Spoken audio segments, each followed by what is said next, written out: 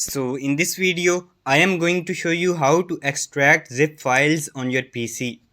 Extracting zip files is essential for accessing compressed data, saving storage space, and making file transfers easier. So let's start the video. First, locate the zip file on your PC. So this is my zip file. Right click on it to open a menu with several options. In this menu, find and click on the option labeled Extract All. A new window will appear, prompting you to choose a location for the extracted files.